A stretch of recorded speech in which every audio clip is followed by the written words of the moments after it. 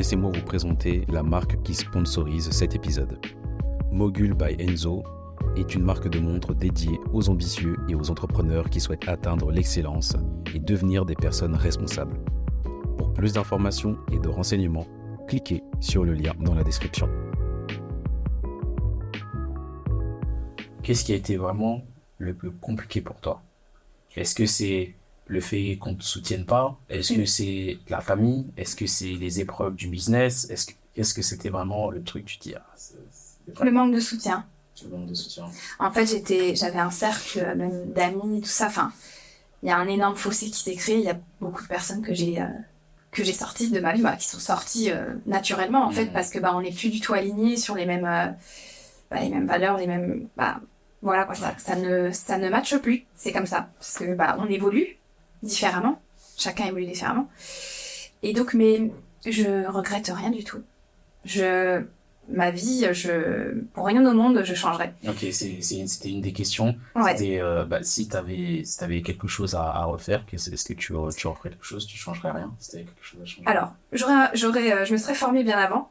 Ouais, plutôt. Et j'aurais du coup été vite en CDI pour vite investir, plutôt, mais 23 ans, c'est quand même pas mal. C'est bien, hein. Après voilà, faut pas se comparer aux autres, il y en a qui ont fait.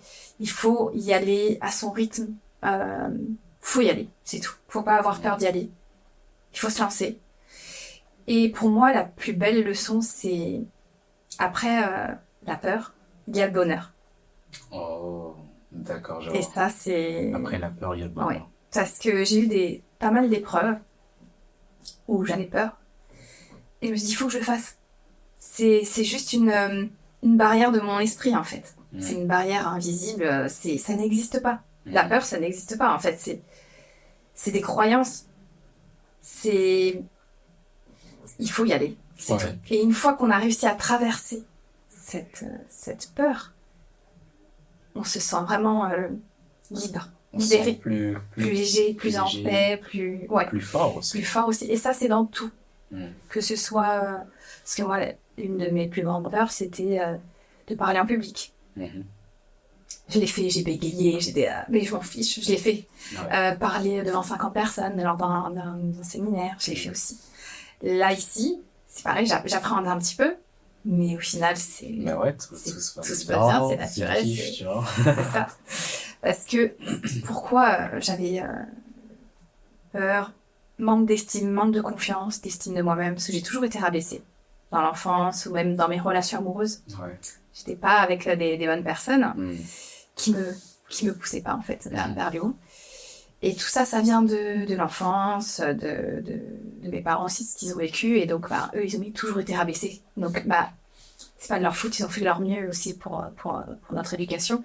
Mais maladroitement aussi, on était aussi rabaissés, mon frère et moi. Ouais. Donc, ce qui crée par la suite un déséquilibre. Mais moi, ça m'a renforcée plus qu'autre chose. Ouais. Je me suis dit, je vais leur prouver, en fait, que même si j'ai pas des bonnes notes et si je suis différente des autres, que je suis pas le schéma de tout le monde, j'y arriverai. Et je me rappelle que quand on en avait discuté un petit peu, si je me rappelle bien, tu m'avais dit que toi, ça t'avait renforcé, mais par exemple, ton frère, c'était l'inverse. Oui. Et comment tu pourrais l'expliquer ça?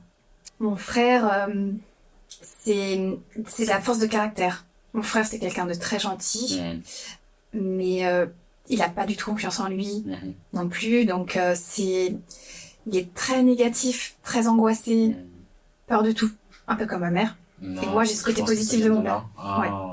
Ouais.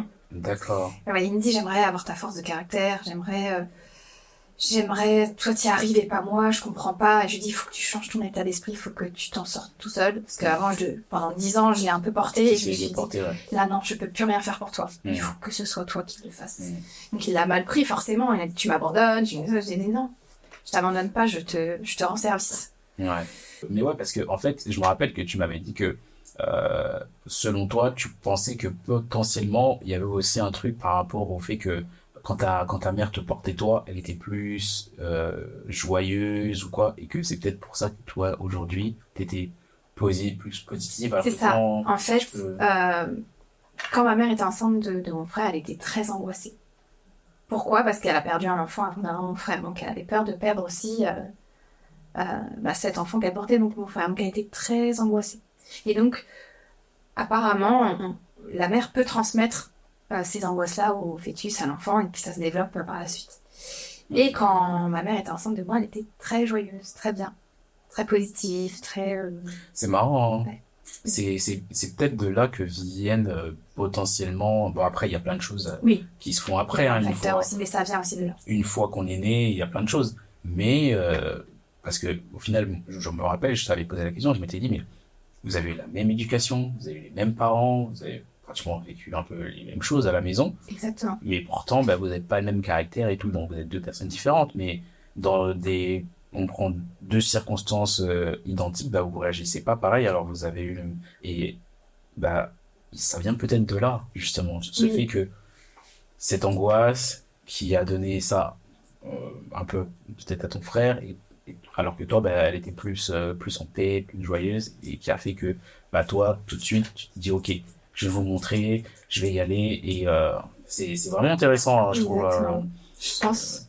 Je pense aussi que ça peut être ça. Parce qu'on sait que les mères, les mamans, euh, transmettent beaucoup de choses.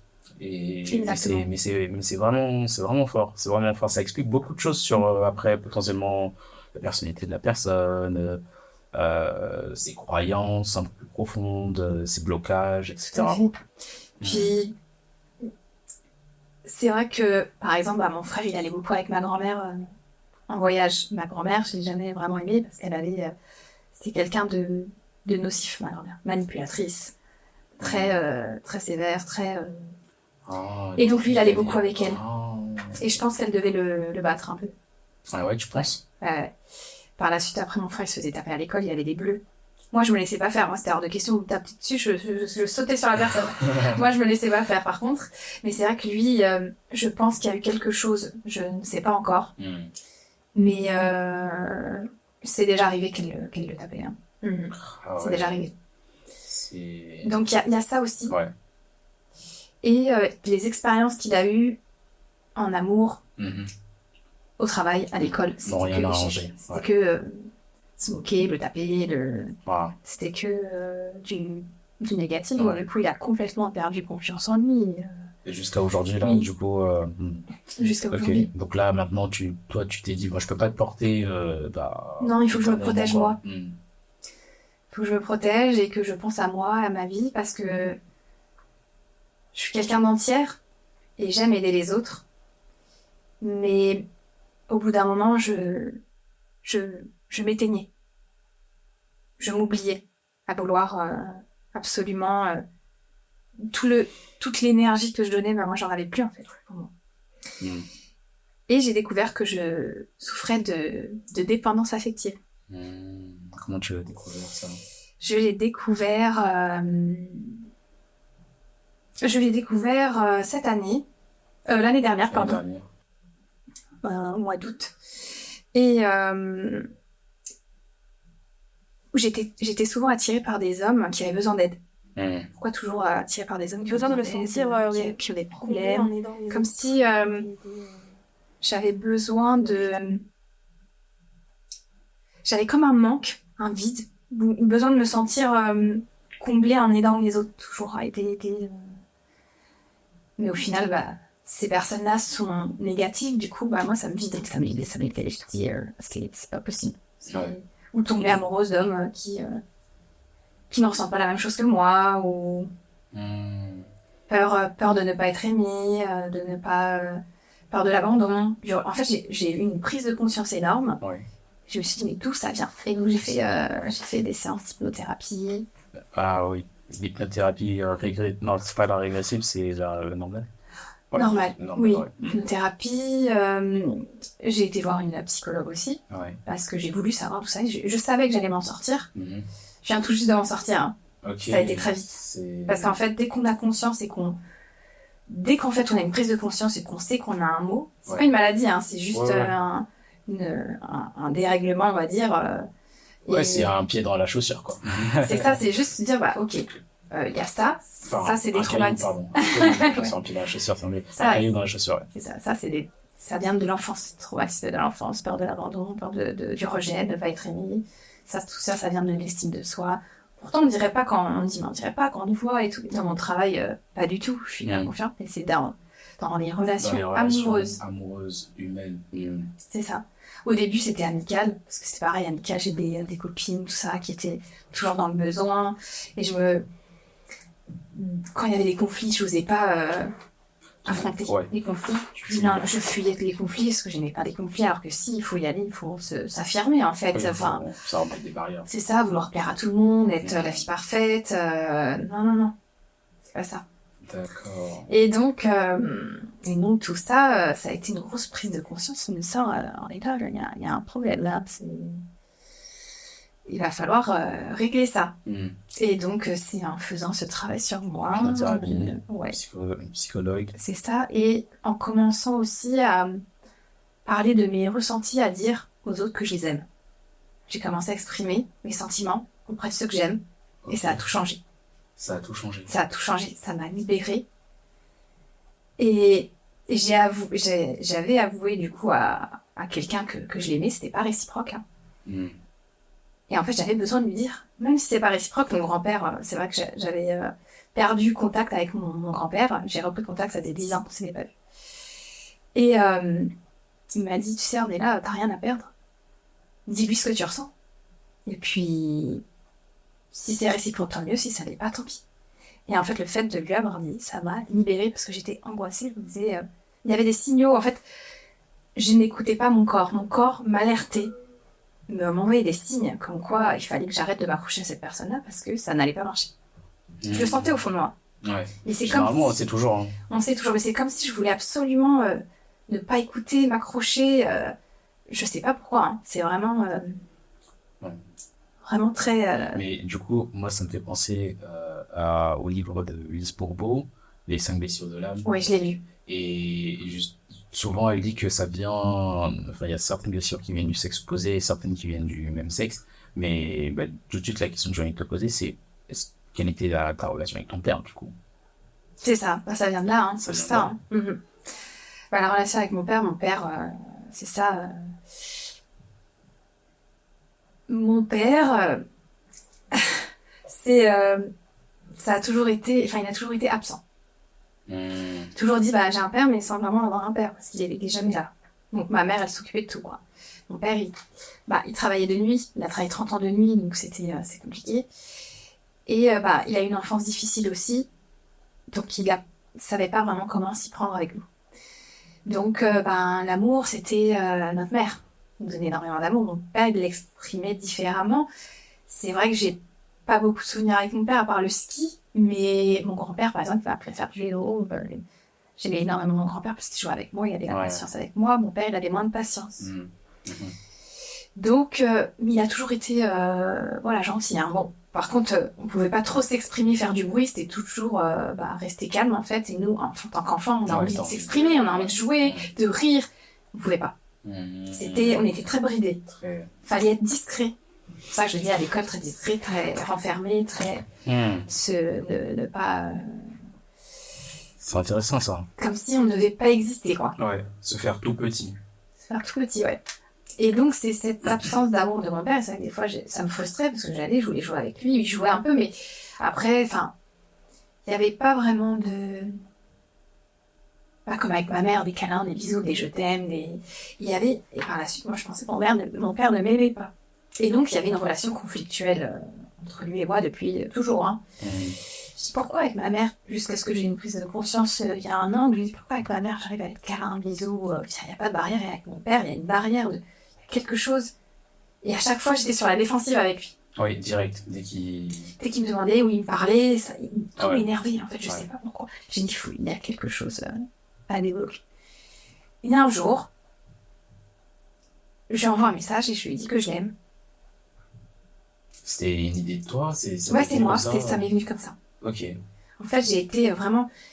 Quand j'ai commencé à accepter, en fait, de mes émotions, de les laisser me traverser et ne pas, en fait, les refouler. Je refoulais toutes mes émotions, je ne montrais rien. Quand je pleurais, je ne montrais pas. Quand j'osais vraiment ne rien exprimer. Par peur qu'on me dise, de jugement, qu'on me dise, ah ouais, Ça vient de mes relations amoureuses passées, hein. De jugement, de moquerie, t'es une pleurnicheuse, t'es une pisseuse, ou des trucs comme ça. Enfin, ça, c'était aussi dans l'enfance.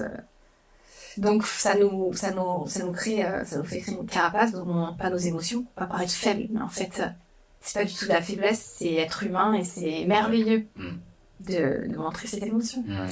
Et donc, je lui ai dit que je l'aimais, et ça a tout changé. Il m'appelle tous les 2 jours, il m'envoie plein de messages avec des bisous cœur. Ça a changé toute notre relation. Donc, attends, tu vas juste envoyer un je t'aime comme ça. Oui.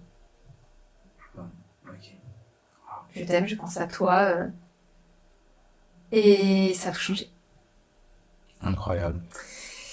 Et donc, et des fois, il m'appelle, qu'est-ce qu'il va me demander? C'est toujours pour me demander quelque chose, non? Il m'a appelé, c'était pour me parler. Comment tu vas? Comment je t'ai dit? C'était la première fois. Alors, la première fois, il s'est inquiété pour moi, j'avais 16 ans, je me suis mise à pleurer. Il m'a dit, on est là, tout va bien, tu es où? Il m'avait envoyé un SMS. À ce moment-là, c'était encore très fermé entre nous. Hein. C'est que là, depuis cette année, hein, j'ai 29 ans. Waouh. Enfin, l'année dernière, du coup, on est en début d'année, mais fin d'année dernière.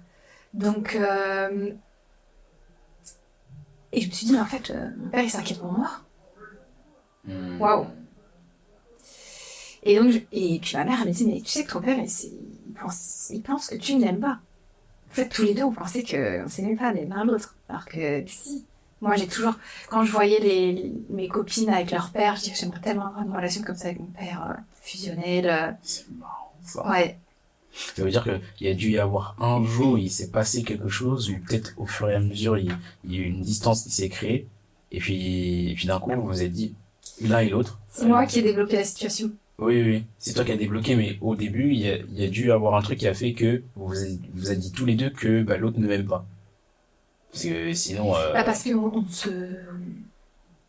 Et ça a toujours été depuis l'enfance. En fait, je sais pas comment vraiment l'expliquer, mais vu qu'il n'y avait pas de communication, manque de communication, il exprimait pas ce qu'il ressentait, pas comme ma mère, et en fait, mon père, je le voyais très peu, il travaillait tout le temps. En plus, ouais.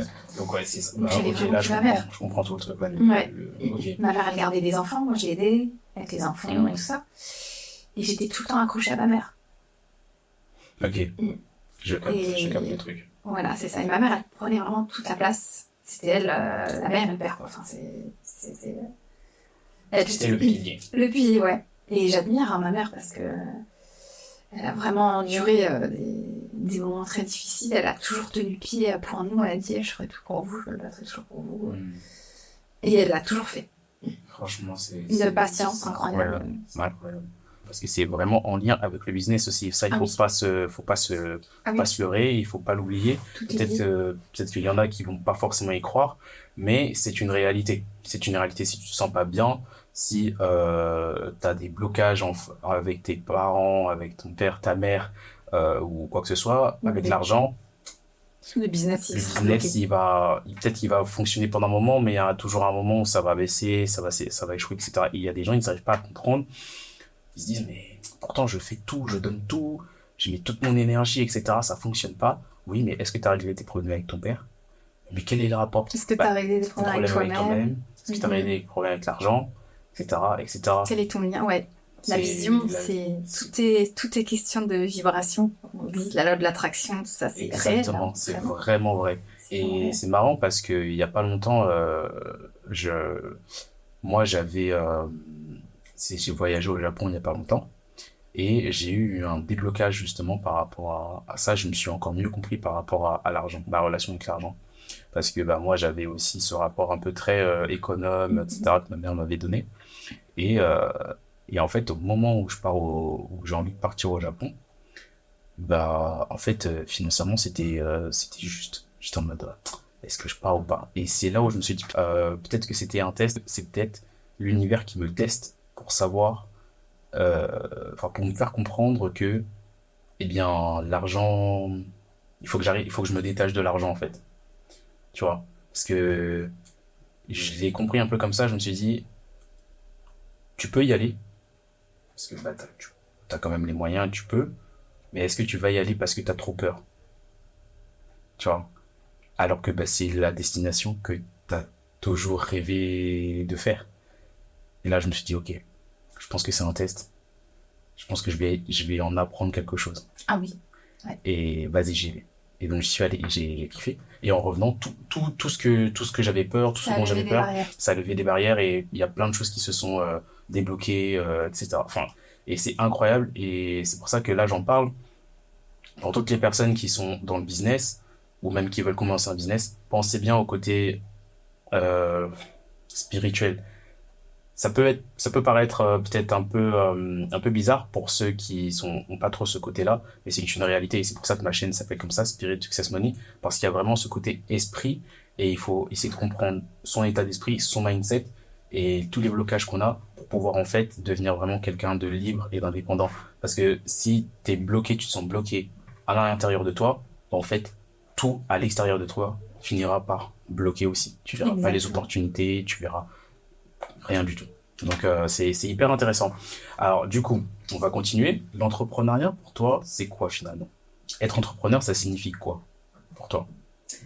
Pour moi, entreprendre, c'est créer, c'est moi mon métier en tout cas. Ce que j'aime, ça a toujours été aider les autres.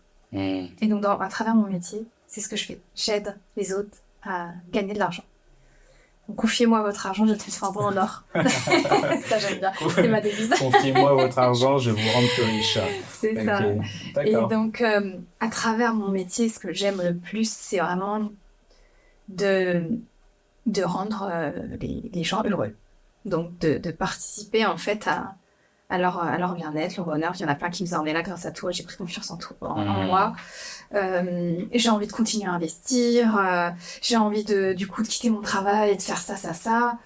Et pour moi, c'est entreprendre, c'est être libre. Moi, je me sens libre et heureuse. D'accord. Donc, Ouais. voilà ce que serait ma définition C'est quoi être entrepreneur pour toi? Voilà, c'est ça, et de la Et réussite la aussi. réussite. Oui, D'accord. Être libre. c'est ça, être libre. Ok. En observant la Ornella d'aujourd'hui, et la Ornella d'il y a peut-être pas maintenant 10 ans, par exemple, je sais pas. Avant, en tout cas, la Ornella avant qu'elle commence le business. Sur quel point tu t'es vu changer? La confiance en moi.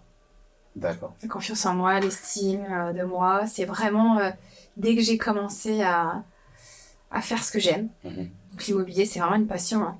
J'ai trouvé en fait ma voie. Bah là, tout a changé, tout s'est ouvert. On dit, enfin, j'attire énormément de personnes positives, de personnes qui veulent investir. En fait, j'attire. C'est vrai, c'est qu'on attire ce qu'on vibre en fait, la vibration. Et plus en fait je suis bien, Mhm.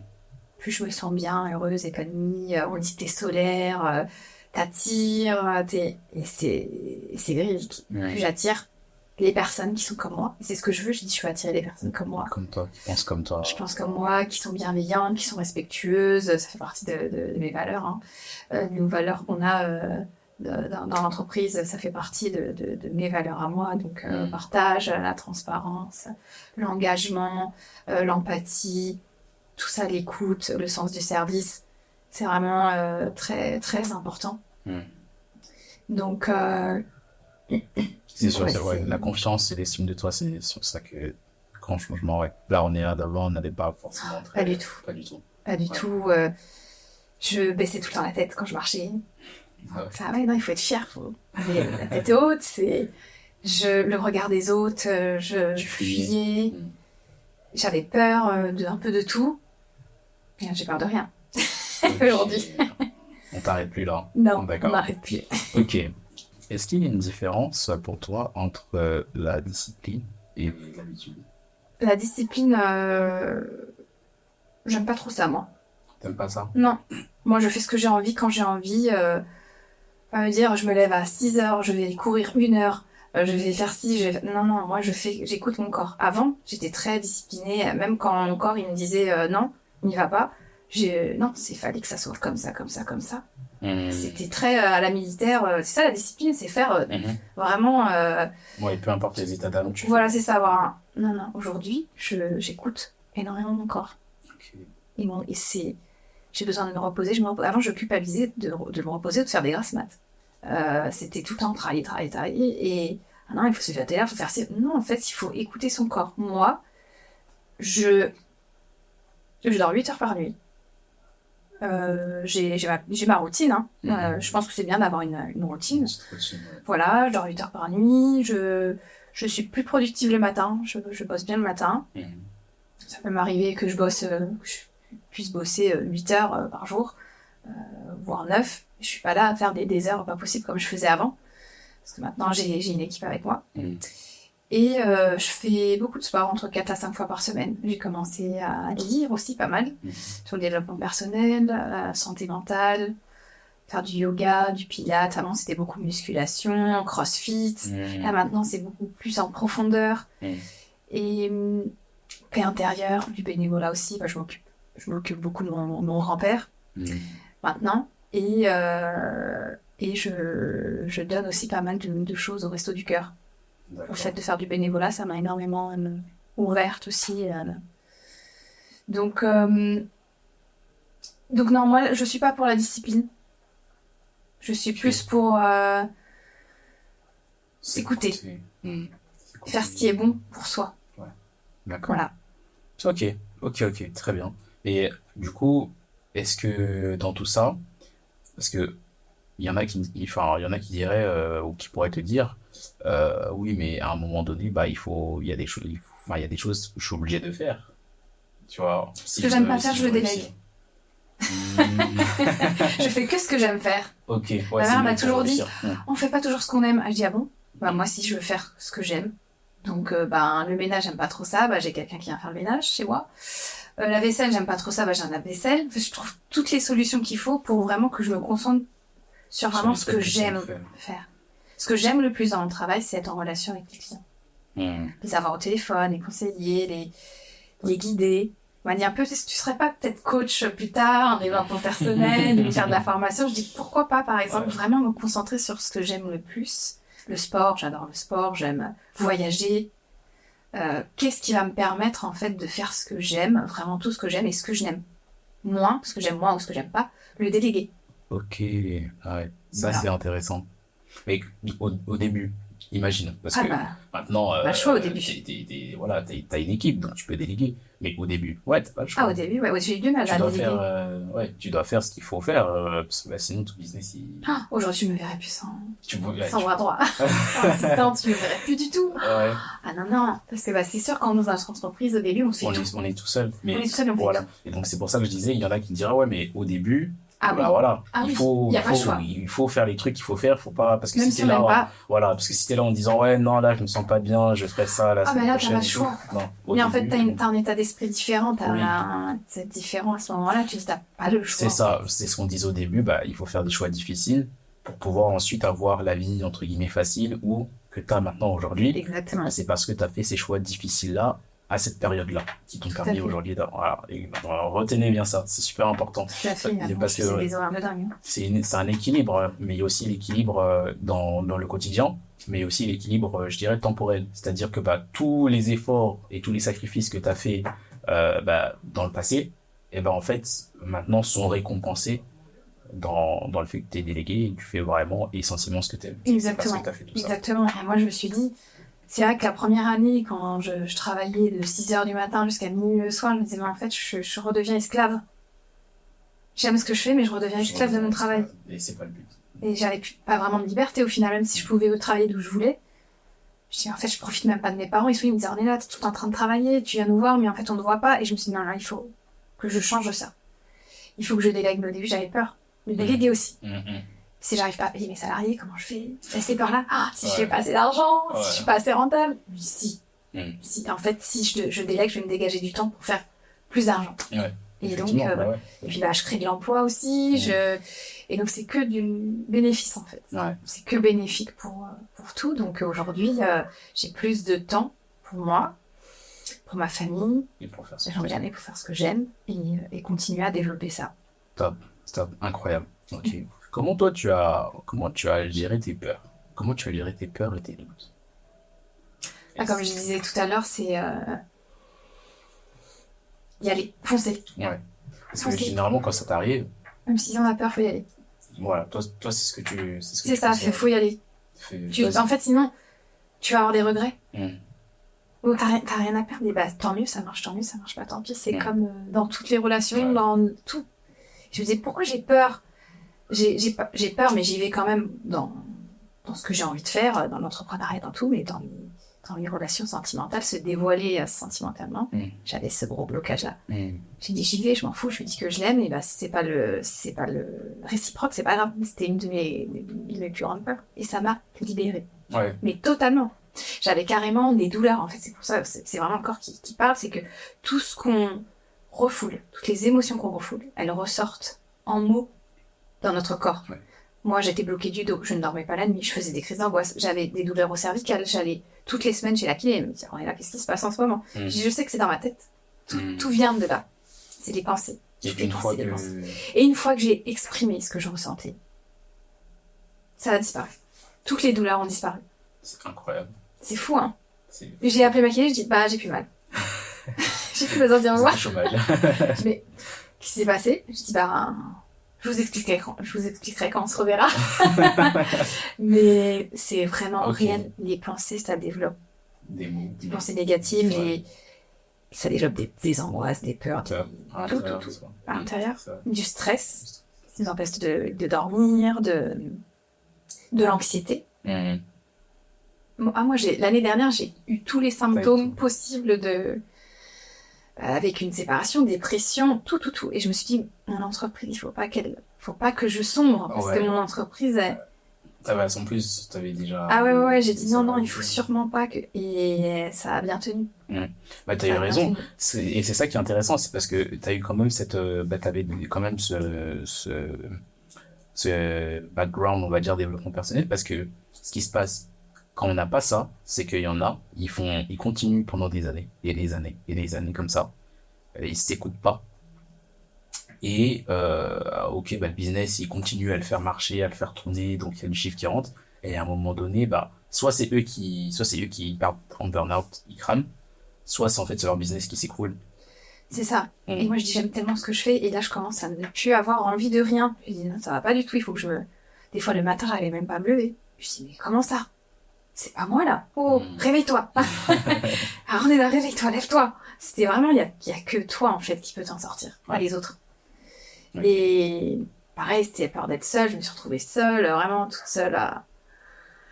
C'est difficile, aussi une séparation, mariée. Pendant longtemps. Ouais. Donc, c'est ça aussi, c'était une de mes plus grandes peurs d'être seule, de me retrouver seule. Et au final, là, c'est tellement bien. C'est tellement bien de se retrouver avec soi-même et apprendre à se connaître soi-même, parce qu'au final, tout le temps avec quelqu'un, penser à l'autre, pour l'autre, faire pour l'autre, c'est s'oublier. Comme je disais tout à l'heure, faut être vraiment bien avec soi-même pour être bien avec les autres, pour s'entourer de bonnes personnes. Il faut vraiment se faire un travail. C'est pour ça que le santé mentale, développement personnel, il faut pas le négliger dans le business. C'est très très important. C'est pour ça, franchement, c'est pour ça que j'ai créé cette chaîne-là, parce que c'est pour allier et faire comprendre aux gens que, eh bien, si tu veux faire de l'argent et avoir du succès, il faut que tu aies un bon état d'esprit. Mais le bon état d'esprit, il vient d'une compréhension de toi, du monde qui t'entoure et de toutes ces choses-là. Exactement. Et en fait, il faut faire un lien et c'est compliqué, souvent pour la plupart des gens. Dans 5-10 ans, tu te vois où, Ornella? J'ai du mal à répondre un petit peu à cette question parce que j'aime pas trop me projeter. Parce que ma vie ne s'est pas du tout passée comme je l'espérais, comme prévu. Tout a changé. J'avais des plans, hein. Ouais, voilà. Il faut avoir un plan. Voilà. Mais plan. Là, mon plan, je dirais, développer mes entreprises, voyager. Ouvrir une deuxième, peut-être troisième agence que tu délèguerais, non? Non, parce qu'au final, là, pour l'instant, on n'a pas une agence physique. On fait tout à distance, donc on reçoit pas les clients. Mais peut-être, mais j'ai pas encore vraiment cette vision-là. C'est plus développer le chiffre d'affaires, le nombre de clients. Après, si vraiment on a des clients qui veulent venir nous voir physiquement, j'en ai très peu. J'en ai très peu que j'ai rencontrés, peut-être 2 ou 3, mais la plupart du temps, sinon j'organise des rencontres d'investisseurs, immobiliers, business. c'est intéressant. Là, ça. j'organise la première rencontre le 1er mars. Le 1er mars. Voilà, donc sur ma page Instagram, si personne veut s'inscrire pour participer, je trouve ça bien parce que ça permet du coup, même à ceux qui n'ont pas investi dans l'immobilier, mais qui ont cet état d'esprit-là, qui ont envie de se lancer, que ce soit dans l'immobilier ou un business ou peu importe, et ben il y a des entrepreneurs, il y a vraiment tout profil différent. Ok. Et il y aura un notaire, des banquiers, des courtiers. Donc c'est vraiment un moment de partage, d'échange. Et voilà, on est tous là pour la même chose et on est tous, c'est un bon état d'esprit. Le 1er mars. C'est le 1er mars, vendredi 1er mars, à Port-Marly dans le 78. Je remettrai tout ça Voilà, faut s'inscrire, on a un lien d'inscription. Ouais. Et le but, c'est d'échanger, de créer du réseau et de partager autour d'un bon repas des bons en moments. plus, ça mange. C'est trop bien. C'est ça. Ok. On dit que réussir est un art, l'art des gens. Et selon toi, est-ce qu'il y a une bonne et une mauvaise manière de faire de l'argent? Ou est-ce que du moment que l'argent rentre, on s'en fout, ça nous devrait chier et puis on deviendra plus heureux? Mais est-ce qu'il y a une... Voilà. Cette question-là, elle pourrait se résumer. Est-ce que toi, tu te dis que du moment que je fais de l'argent, c'est bien? Pour moi, il faut qu'il y ait un impact. Un impact Positif sur quelque chose. Quelque part. Moi, je me vois pas faire de l'argent pour faire de l'argent si je fais... Enfin, pour moi, faire de l'argent sans aimer, ça n'a aucun intérêt. Ouais. Enfin, j'arriverai pas à en faire. Clairement. Pour moi, c'est vraiment en aimant. Pour moi, c'est vraiment ma vision des choses. Après, je juge pas les personnes qui font de l'argent. Enfin, il y a plein de moyens. Il y a plein de moyens, mais justement. Et de l'argent, on dit l'argent facile. Je sais pas vraiment si c'est facile au final. L'argent, il y a l'argent sale, généralement, par exemple, l'argent de la contrebande ou de la drogue. Oui, bien sûr. Ça, voilà. Il y a l'argent facile, et justement, je vais enchaîner avec cette question-là. Aujourd'hui, il y a beaucoup de personnes qui créent des comptes OnlyFans, des comptes Mime, etc. Et ils se considèrent comme entrepreneurs. Entrepreneurs. Est-ce que toi, dans ta vision de ce que c'est qu'entreprendre, est-ce que toi, tu les considérais en tant que tel, en tant qu'entrepreneur, entrepreneuse? Je suis pas du tout sur le jugement, je suis assez ouverte au niveau de... J'ai un état d'esprit assez ouvert. Si la personne est heureuse avec ce qu'elle fait, qu'elle monte son corps et qu'elle arrive à gagner sa vie comme ça et qu'elle s'y retrouve, tant mieux pour elle. Si ça correspond à ses valeurs, si elle l'aime. Après, il y en a peut-être qui n'aiment pas et qui le font quand même. Mais moi, je suis pas du tout... qui suis-je pour juger ça, en fait? Ouais. Je juge vraiment personne. Donc, c'est vraiment libre à chacun. Libre à chacun. Okay. Est-ce que, selon toi, on peut réussir avec des formations gratuites? Pour moi, rien n'est gratuit. Il y a forcément un prix. Oui. Il y a des formations gratuites? Ça existe? Oui, tu peux trouver des formations sur YouTube, par exemple. Sur YouTube, c'est pas complet. C'est pas complet, il faut vraiment... Et puis, c'est pas non... Pour moi, le gratuit, c'est pas vraiment se prendre au sérieux, quoi. Ouais, quelque part. Il faut investir quelque chose, il faut faire circuler ça, quoi. Ouais. Et je pense même que, dans un certain sens, quand tu veux faire du gratuit, c'est que non seulement t'as pas confiance sur le fait que tu vas te lancer, que ça va réussir ou quoi, et surtout en deuxième point, tu t'investirais pas autant que si t'avais mis 5 000 euros. Exactement. C'est gratuit. Ah oui. Ouais. Ah, tout à fait, ça te booste moins, mais merde, j'ai payé une formation quand même, attends, il faut que je la fasse, il faut que je la rentabilise. Ouais. C'est ça, alors quand c'est du gratuit, on est moins motivé quand même. Enfin, je pense, moi j'avoue que j'ai jamais fait de formation gratuite, j'ai toujours payé, même les bouquins, tout, enfin. Et pour moi, c'est normal. C'est normal, ouais. Okay. T'as fait l'information, de toute façon, ça a un coût. Donc, la bonne information. La bonne information, surtout. Voilà. Ok. Quelles sont les 3 applications que toi tu utilises, les 3 applications que tu utilises au quotidien? C'est lesquelles? Alors oui, j'utilise WhatsApp beaucoup. WhatsApp, c'est pour mes échanges avec mes clients. WhatsApp, Instagram. Vous échangez par Oui. WhatsApp, c'est très, Ouais. très jeune. Oui, Ok. oui, oui. On est très proche de nos clients, on se tutoie. On est vraiment, c'est Ah, comme c'est si on était cool. très amis en fait, amical. Ok, Il y a vraiment une d'accord. relation de confiance, euh, vraiment d'amitié, de confiance qui se crée entre. Ah, c'est sympa. Ouais, c'est vraiment. Hmm. Il n'y a pas de barrière en fait. On reste très pro, tout ça, mais Oui, on est oui. vraiment très ouvert avec nos clients. On prend soin d'eux. Comme j'aime faire prendre soin des autres, Ah, toujours. chouchouter les gens, tout ça. Ah, c'est bien. C'est ça. Ok. Le but, faut qu'il soit. On a un service vraiment, on est très réactif. On a des clients, ils ont besoin d'être plus accompagnés que d'autres, ils ont plus de peur. Hmm. On est là, c'est ça. Ne t'inquiète pas, il y a ça, il y a ça. Enfin, on est vraiment à l'écoute, très à l'écoute. Et pour moi, c'est important. Top. C'est pas à la chaîne comme ça, et on vous abandonne. Non, on est toujours là, on est toujours disponible. On prend toujours des nouvelles, comment ça va. Enfin, pour moi, je trouve ça normal. Super. On a vraiment une très bonne relation avec Très les clients. humain. Très humain, oui. Ok, super. Quelles sont les erreurs que font ceux qui démarrent, selon toi? Quand ils vont, par exemple, là, ton domaine, c'est l'immobilier. Quelle est l'erreur que pourrait faire quelqu'un qui démarre dans l'immobilier? Qui démarrerait? Pour moi, il n'y a pas d'erreur, il n'y a que de l'apprentissage. La fille qui ne veut pas répondre à la question. Non, je peux mais répondre. oui. J'y Non, réponds parce qu'au final, c'est mon parcours. L'erreur, ce serait de ne pas se former Ouais.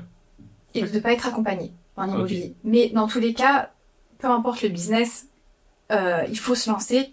Mais le but, c'est quand même de savoir où on va, de quand même, pas aller à la bloguette et se balancer comme ça, allez go, je vais essayer ça. Non, c'est parce que moi, je l'ai fait. Donc, j'ai investi, je sais comment ça fonctionne. J'ai fait aussi quelques erreurs, mais du coup, grâce à mes erreurs, j'évite pour mes clients d'en faire à mes clients, vu que j'ai connu toutes les erreurs.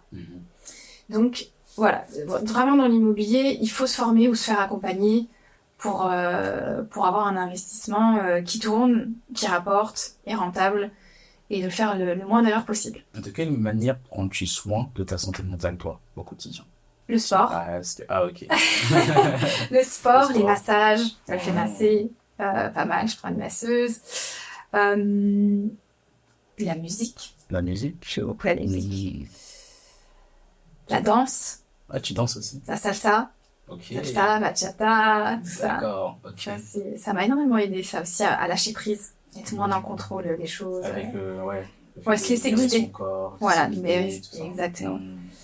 Santé mentale, je suis très abonnée, j'ai des abonnements à des comptes sur la loi de l'attraction, la santé mentale sur la psychologie, le développement personnel, toujours en fait apprendre sur soi. Ouais, ok. Et l'être humain. Voilà, et bien sûr, partager des moments avec ceux que j'aime. Très important. Ça, pour moi, c'est ça le plus beau, quoi. Ok. Quelles seraient tes valeurs et tes principes? Comme je disais tout à l'heure, c'est l'empathie, le partage, l'engagement, la loyauté, l'écoute, vraiment être humain, le respect. Le respect, ok. Pour moi, ça, c'est le plus important. Et c'est ce que je suis. Et faire ce que tu aimes. Et faire ce qu'on aime, c'est très très important. Okay.